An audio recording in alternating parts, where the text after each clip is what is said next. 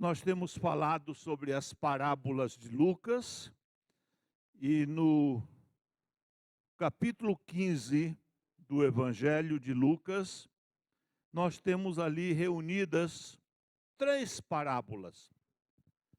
E parábolas que Jesus contou. Nós temos aqui a parábola da ovelha perdida, e a parábola da dracma perdida e a parábola do filho perdido. Nas vezes anteriores que eu preguei, eu falei sobre o filho perdido, na verdade, os filhos perdidos, porque os dois rapazes daquela casa estavam numa condição espiritual muito ruim. Tanto o que saiu de casa rebelde, indo para o mundo e para o pecado, para depois arrependido retornar, como aquele que ficou na casa, mas estava então cheio de ódio, de ira, cheio de acusação, de murmuração. Ele estava também morto nos seus pecados, doente espiritualmente e precisava também de uma mudança de vida. Hoje eu quero falar brevemente sobre a ovelha perdida e sobre a dracma perdida. Eu começo então a leitura no verso 3 e vou até o verso 10. Então lhes propôs Jesus uma parábola. Qual dentre vós é o homem que, possuindo 100 ovelhas e perdendo uma delas, não deixa no deserto as 99, indo e vai em busca da que se perdeu até encontrá-la? Achando-a, põe-na sobre os ombros, cheio de júbilo, e indo para casa, reúne os amigos e vizinhos, dizendo-lhes: alegrai-vos comigo, porque já achei a minha ovelha perdida. Digo-vos que assim haverá júbilo no céu por um pecador que se arrepende, do que por 99 justos que não necessitam de arrependimento. Ou qual é a mulher que, tendo 10 dracmas, se perder uma, não acende a candeia, varre a casa e a procura diligentemente até encontrá-la?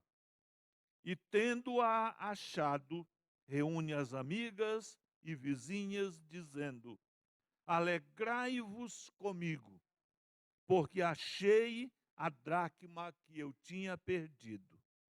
Eu vos afirmo que, de igual modo, há júbilo diante dos anjos de Deus por um pecador que se arrepende. Amém.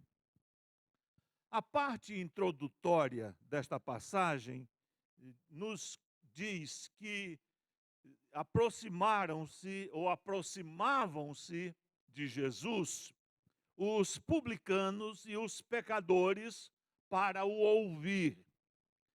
Entre as muitas pessoas que chegaram perto de Jesus, os publicanos, que eram os cobradores de impostos, e os pecadores, aquelas pessoas que tinham vida moral questionável, consideradas vidas inúteis, vidas sujas, né? Pessoas de moral reprovável. Estas pessoas, os grandes pecadores, aqueles que, por viverem um tipo de vida que a sociedade não aceitava, eles eram rejeitados. E em Jesus, na sua mensagem, na sua aplicação da palavra de Deus, na sua manifestação de graça para com os pecadores, eles encontravam então esperança, encontravam uma perspectiva de mudar de vida, né? Então, entre as pessoas que andavam com Jesus e gostavam de ouvir Jesus, a maior parte, em grande, maior número, estavam essas pessoas. Agora, isso trazia desprezo, trazia desconforto, trazia crítica, trazia ódio da religião oficial, dos fariseus, que murmuravam, que reclamavam, que protestavam. Como é possível um homem tão santo como Jesus, um profeta, andar com esse tipo de gente? E principalmente este Jesus, ele recebe esses pecadores e come com eles. Qual é a diferença entre receber uma pessoa na igreja para ouvir uma mensagem e comer com elas? Naquela cultura, irmãos, comer com alguém era uma maneira de honrar aquela pessoa, de mostrar aceitação, de mostrar amizade, né? E os fariseus, que eram separatistas, eles eram elitistas, eles eram arrogantes e soberbos, eles, por causa de um separatismo religioso, eles não queriam contato com essa pessoa. E criticavam Jesus justamente por causa disto. Então, essas três parábolas reunidas neste capítulo é uma forma de Jesus mostrar por que que ele tinha aquele comportamento, por que que ele amava aquelas pessoas. E o ponto comum entre essas três parábolas é que os três se perderam, os três foram recuperados, os três tiveram uma nova vida. E quando os três foram recuperados, houve festa, houve júbilo, houve celebração. E o texto diz que não apenas na casa do pastor, ou do pai, ou daquela senhora que tinha perdido a dracma, mas uma festa que continuou até lá no céu, diante dos anjos de Deus, por causa de um pecador que se arrepende. Então, irmãos, o amor de Deus, como nós cantamos tanto hoje, não tem limite. Deus não faz acepção de pessoas. E o Filho de Deus, ele andou no meio dessas pessoas, não para se tornar cúmplice, não para aprovar o comportamento que era digno de reprovação, mas para transformar estas pessoas em novas criaturas. Então, a primeira parábola é uma parábola de um homem que tinha 100 ovelhas. Agora, antes de eu falar das próprias parábolas, é, é muito sugestivo que Jesus se referisse aqui nas suas histórias em um pastor, nas primeiras inclusive, em um pastor e uma mulher. Esses dois grupos, irmãos, para essa mesma seita religiosa que eram os fariseus, eles desprezavam os pastores de ovelhas. Eles consideravam os pastores pessoas imundas, cidadãos de segunda categoria, né? E o trabalho mais indigno que alguém poderia ter era ser pastor de ovelhas. Vocês sabiam disso? Era alguém que era desprezado, cujo testemunho, se precisasse comparecer num tribunal para dar um testemunho de alguma coisa que ele presenciasse, aquele testemunho não tinha valor, porque era dado por um pastor de ovelhas, uma pessoa que não merecia crédito. Era um cidadão de segunda categoria. Então, parece que até para alfinetar essa gente orgulhosa demais, que desprezava, que classificava os outros, que rotulava os outros por classes, Jesus, então, nessas parábolas, ele se refere exatamente a essas duas classes: ao pastor de ovelhas, que tinha 100 ovelhas, e a mulher que tinha perdido uma dracma. Aliás, Jesus, irmãos, Jesus sempre deu atenção para três classes. Ele deu uma atenção especial para os pastores de ovelhas e até se compara ao bom pastor que dá a vida às suas ovelhas. E ele deu uma atenção especial para as mulheres, porque as mulheres eram oprimidas, desprezadas, elas eram dominadas pelos homens, né? Era o tipo de classe de pessoas que não tinha nenhum direito, eram humilhadas, deprimidas, muitas delas, por serem mulheres. E as crianças, essas três classes, Jesus deu uma atenção especial, justamente porque eles precisavam de libertação, não apenas espiritual, mas libertação social, de ter direito, de ter nome, de ter dignidade. Jesus realmente é maravilhoso. Então ele começa dizendo que ele vai contar uma história de um homem que tinha 100 ovelhas. E interessante que ele introduz esta parábola dizendo que qualquer deles ali, se fossem pastores, dizendo, olha, vocês não gostam, mas se vocês fossem pastores, qual de vocês? Ele está colocando os seus orgulhosos fariseus, os seus críticos, naquela condição, mostrando claramente que ninguém é melhor que ninguém, né? Qual de vós, qual de vocês é o homem que, possuindo 100 ovelhas e perdendo uma delas, não deixa no deserto as 99 e vai em busca da que se perdeu até encontrá-la? Nós temos aqui, obrigado, Edivaldo, nós temos aqui um número, irmãos, um homem que tem 100 ovelhas. Tudo que eu consigo ler sobre o costume de pastoreio de ovelhas na Palestina no primeiro século é que um rebanho de 100 ovelhas já era considerado um rebanho muito grande. Uma pessoa, um homem que tivesse 100 ovelhas, já era considerado um homem rico, pelo que está registrado na história e até na história extra-bíblica. Uma pessoa que tinha um rebanho dentro de um tamanho normal para uma pessoa só cuidar, era 15, 20, até 40 ovelhas.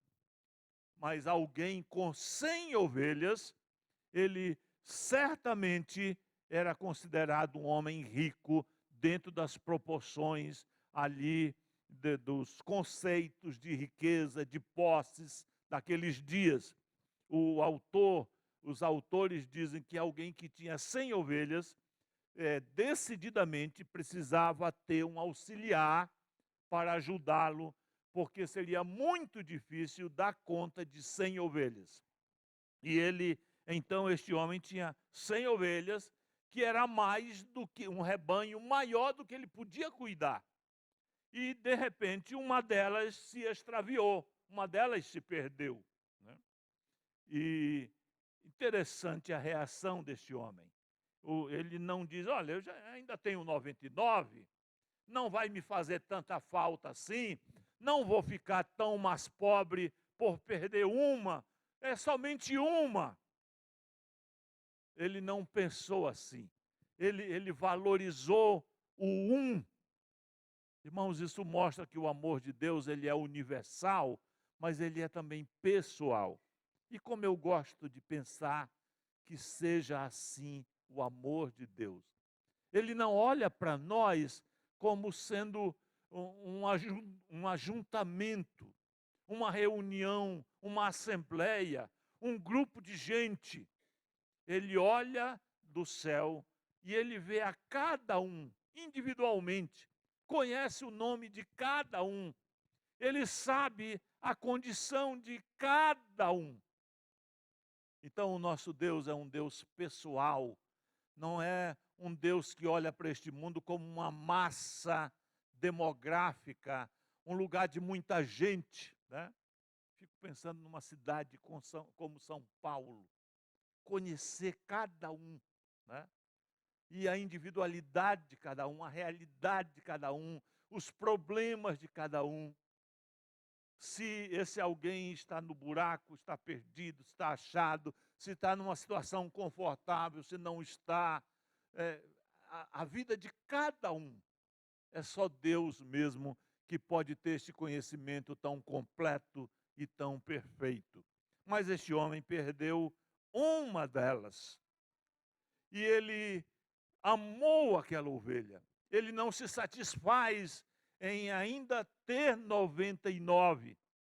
Ele deixa, como diz o texto, no deserto as 99 e vai em busca da que se extraviou. Deixar as 99 no deserto, isso claramente mostra que ele tinha um auxiliar. Para ir em busca da que se perdeu, ele não deixou as 99 sozinhas, com certeza. Tinha que ter mesmo alguém para ficar ali de olho, para ter certeza que estas outras também não iriam se extraviar, que não iriam ser atacadas por uma fera, por um animal feroz, como era tão comum naquelas regiões tão desérticas no primeiro século, né? Então sai aquele homem em busca da sua ovelha que se perdeu, né? E ele saiu com a determinação de procurar até encontrá-la. Até encontrá-la. Ele não somente saiu para dar uma volta para ver se acha. Ele não somente saiu para fazer uma tentativa. Ele não somente saiu para ter uma desculpa, procurei, mas não achei. Não, ele foi com aquele empenho tal, com aquela determinação tal, o tempo que fosse necessário, o lugar que precisasse ir, qualquer que fosse a condição geográfica, qualquer que fosse o risco, qualquer que fosse a situação, onde quer que estivesse aquela ovelha, ele iria buscá-la, resgatá-la. Isso aqui mostra, irmãos, que Jesus veio ao mundo para fazer tudo que seria necessário fazer até que ele viesse nos redimir, mesmo que tivesse que fazer sacrifício de expor até a sua própria vida na morte para nos resgatar. Então esse pastor determinado, decidido, empenhado, cheio de vontade, cheio de interesse e de amor por esta ovelha, revela um pouco do que Jesus fez por nós na cruz. E ele achou, achando-a, ele põe sobre os ombros. Isso sugere que ela não podia andar. Ele não poderia amarrar e trazer, como a gente faz com um cachorrinho, com uma guia que leva, vai apenas guiando. O fato de colocar sobre os ombros sugere que ela estava ferida, talvez quebrada, talvez tivesse sido atacada por algum animal feroz e ia precisar, inclusive, de alguém transportá-la e tirar daquele lugar para chegar no lugar de segurança. Põe sobre os ombros, transporta. Ele nos tira das trevas e nos transporta para o reino do seu Filho amado. Mas ele não vem praguejando, ele não vem irritado, ele não vem se queixando de cansaço, ele não vem lamentando que tivesse que trabalhar por aquela ovelha estúpida que se desgarrou. Ele vem cheio de júbilo, ele vem cheio de alegria. E chegando em casa, os pequenos criadores de animais quase sempre tinham um aprisco, E cada dia saíam com as ovelhas, cada dia no final do dia voltavam, fechavam o aprisco, deixando todas em segurança. E naquele dia, voltando para casa, pegando as demais que tinham ficado no deserto, ele reúne os amigos e vizinhos, dizendo-lhes: alegrai-vos comigo, porque achei a minha ovelha perdida. Que alegria maravilhosa! O homem cheio de alegria vai celebrar, vai fazer uma festa para dar aquele caráter especial para aquele momento, para aquela bênção que recebeu de recuperar a sua ovelha perdida.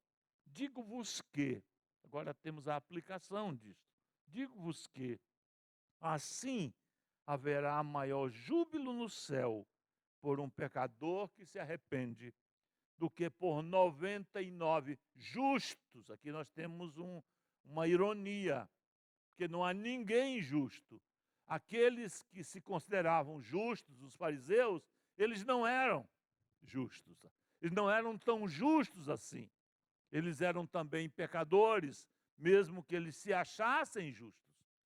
Mas mesmo que 99 justos que não precisam de arrependimento se arrependessem, não seria, mesmo assim, tão grande a alegria como aquela que ele sentia de recuperar aquela ovelha perdida. Hoje de manhã, irmãos, eu li a versão que Mateus escreveu para a ovelha perdida. Essa mesma história é contada por Lucas e é contada por Mateus. E a estrutura da história é praticamente a mesma, mas Mateus tem uma aplicação diferente.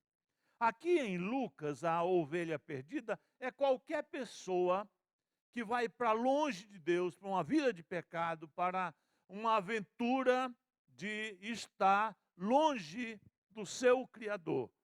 Esta é uma ovelha perdida, alguém que não achou o seu destino, não achou o seu rumo, não achou a salvação, não encontrou uma razão de viver.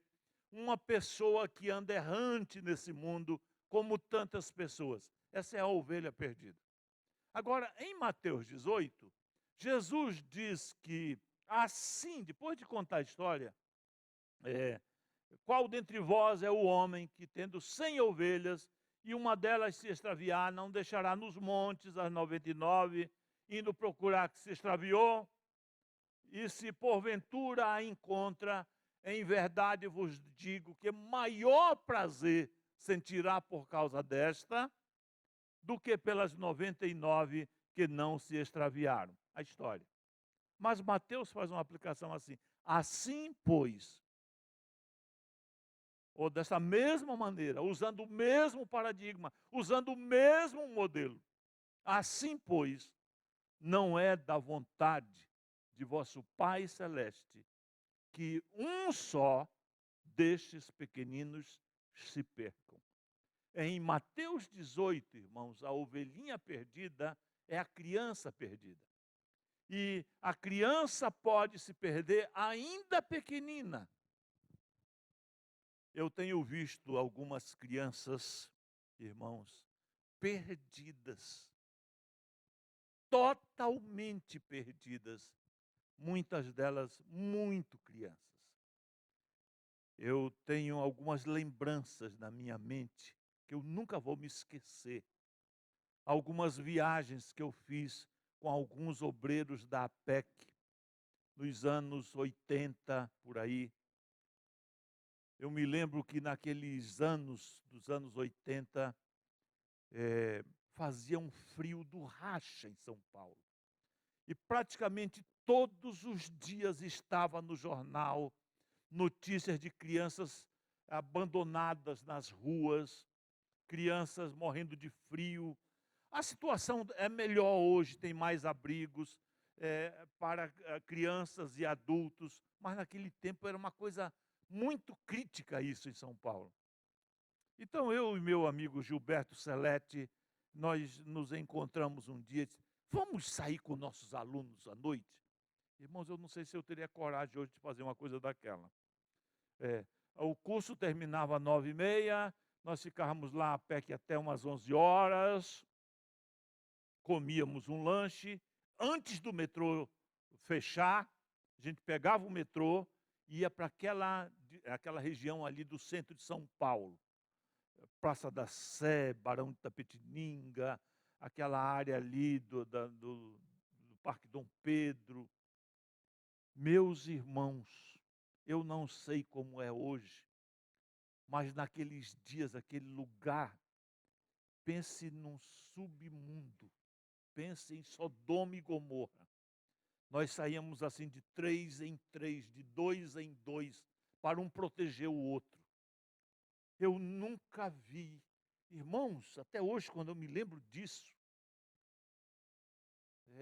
aquilo mexe comigo, parece que eu estou vendo aquelas cenas.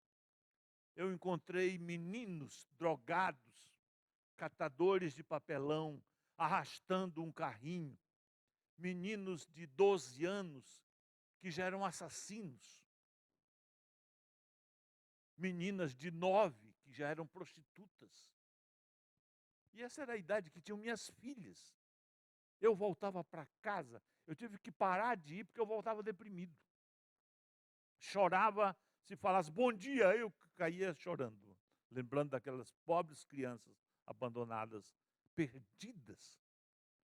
Me lembro de um menino que eu encontrei na saída do metrô São Bento, da ladeira Porto Geral. Ele vinha trazendo um carregamento de papelão, ele vendia papelão e coletava ali naqueles bancos, aqueles lugares. Era mais ou menos umas 3 horas da manhã, por aí, umas 2 horas da manhã, por aí. Disse, olha, vem cá, estou querendo te contar uma história do céu. Eu levei o livro sem palavras. Primeiro, ele não queria conversa. Ele ficou todo assustado. Nós éramos dois homens fortes. Ele não queria muito dar confiança para nós. Mas depois, chegando, vem cá, estou querendo te contar uma história do céu, de Deus. Você pode parar um instantinho? Ele concordou em se assentar ali nos degraus do metrô e começamos a contar a história. Mas, irmãos, aquele menino olhava para nós assim, parecia que ele não estava ali. O amor de Deus, pensar que Deus o amava, vivendo numa vida desgraçada daquela. E teve uma hora que ele olhou bem para mim assim, ele disse, tio, já falava grosso, era um adolescente. Tio, Deus pode perdoar quem já matou uma pessoa? Eu e o meu colega ali, sozinho, aquela noite fria, gelada, sem ninguém passando. Irmão, eu tive um medo daquele menino ali. Ele vai matar os dois aqui hoje, né? E eu saí dali com o meu coração partido. Disse, eu compreendo agora que não é da vontade de vosso Pai Celeste que nenhum pequenino se perca, que as crianças podem se perder mais cedo do que nós pensamos. Ovelhinhas perdidas, pequeninos, perdidos. Nós estamos acostumados a ouvir desgraça envolvendo criança, violência de toda ordem. Aqueles que têm sido objeto da maldade, da crueldade deste mundo, têm sido exatamente, mais do que qualquer pessoa, têm sido as crianças e as mulheres.